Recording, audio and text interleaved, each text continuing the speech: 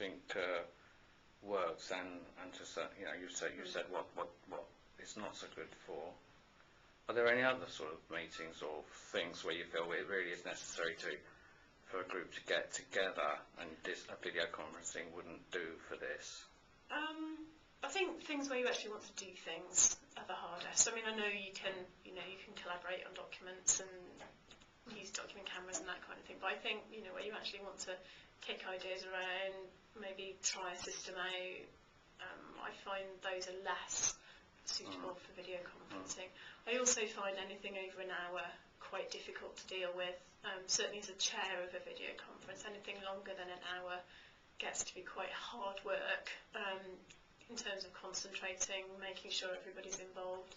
The conferences that we run for Blackboard Wales are about 8 or 9 sites, so actually keeping track of 8 or 9 sets of 3 or 4 people, making sure that no one's ignored, making sure that everyone's had their chance to talk, can be quite difficult. So I think for very big open discussions, I find it quite hard to keep track of what's going on. So for chairing those kind of meetings, it demands a certain set of skills then to make sure that everybody's engaged.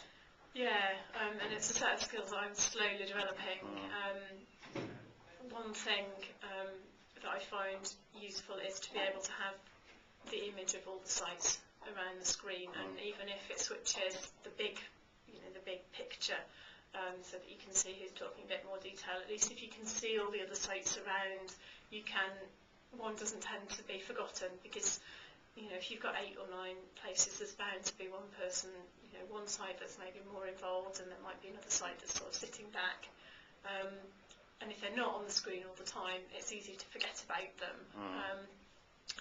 I also find it difficult to know who's going to talk next, because there is a little bit of a delay in the sound, and it can often be either it goes that everyone's trying to talk over everybody else and it gets a bit confused, or nobody wants to be the first one to talk, because they're worried about cutting into somebody else. So I ask people just to indicate that they want to talk, and in some ways it stops a kind of free flow conversation, but in another way it does mean that everyone gets a chance, and we're not sort of going, oh no you go, that can be quite tricky. Yeah. Did you tell me that someone objected to holding up their hand or something? Yeah. I think people find it. It's a little bit primary school, isn't it? Yeah. Raise your hand if you want to talk. Yeah. But it seems if people can just indicate, and I think that's where that sort of continuous presence on the screen can help, because you can actually see someone sort of waving their hand or kind of pointing to themselves or something. But yeah, I find 8 or 9 sites quite hard. I can feel quite tired after I've done it. Yeah. Whereas with just 1 or 2, it's a lot more natural, because there's only one thing to think about. So you feel tired whether you're chairing it or even if you're just a participant and somebody else. Chairing it is particular. It's a particular.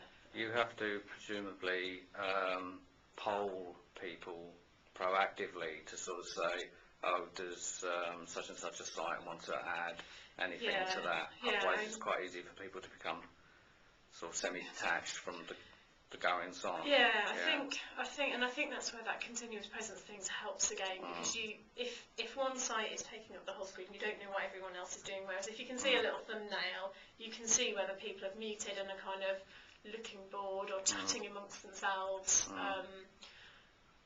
or kind of maybe someone's walked off to get a cup of coffee. You can tell a little bit more about the levels of engagement if you can see them all the time.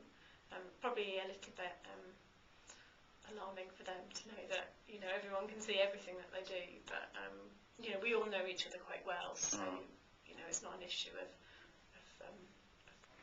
not knowing everybody and not knowing how everyone's going to react to things. But you